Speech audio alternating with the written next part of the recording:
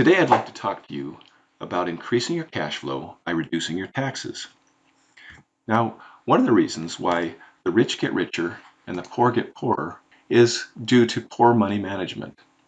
Most people earn money, they pay taxes on that money, then they pay their expenses, they pay the interest on the debt that they have, they buy things, and that results in just more debt. But if you're smart, then you do things a little differently.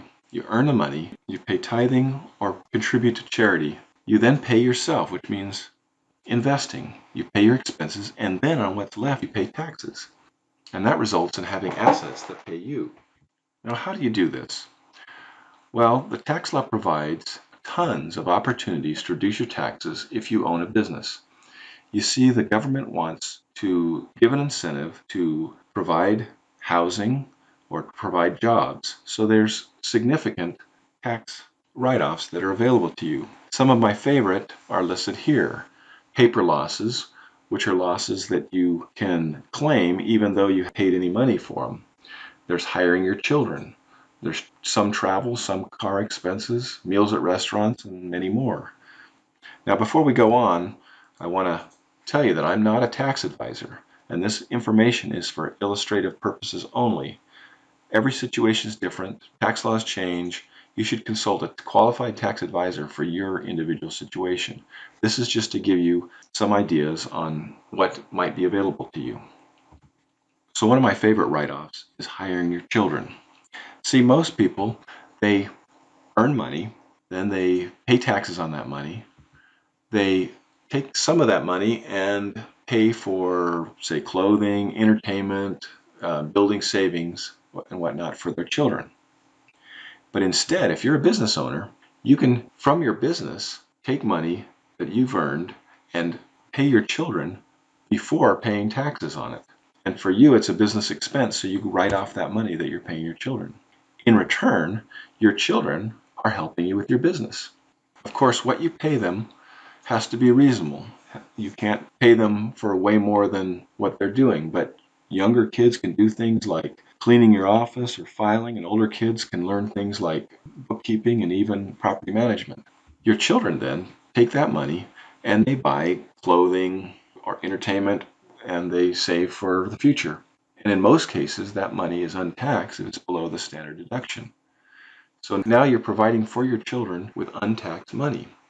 There's some added benefits too. As I said, that you get help with your business, plus your children learn important job skills. They also learn how to handle money. It's a great opportunity to teach your children. Another one of my favorite tax deductions is depreciation. Let's suppose that you buy a property for $130,000. Let's say the land that that property is on is worth $30,000 and the improvements such as the building, landscaping, anything inside the house like appliances, etc., let's say that's all worth $100,000. Well, the tax law provides that you can depreciate that cost over a period of 27 and a half years. That means you get a tax deduction of over $3,600 every year. So suppose that you are earning $12,000 on that property, you're only going to get taxed on a little under $8,400. By the way, the new tax law that looks like it's about to pass, that time is going to reduce down to 25 years. So that means that becomes a $4,000 deduction in this example. Now, you might be wondering, okay, if you depreciate that, at some time I'm going to have to pay the piper. So what happens if you sell? Well, let's look at the very worst case scenario.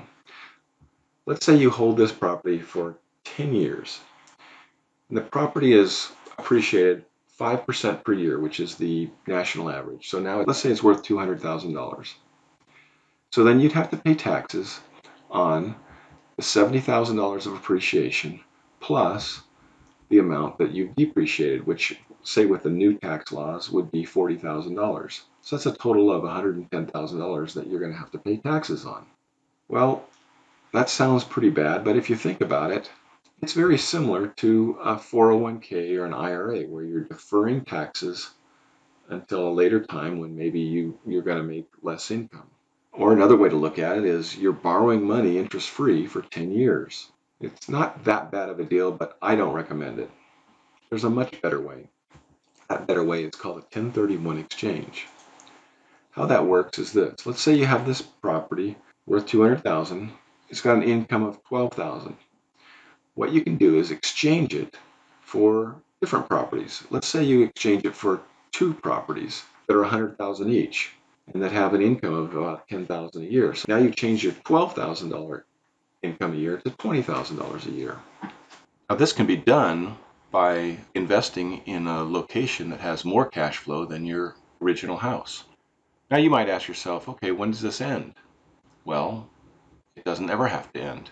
It turns out that when you die, your heirs get to change the basis of the property to the value it is at the time of your death.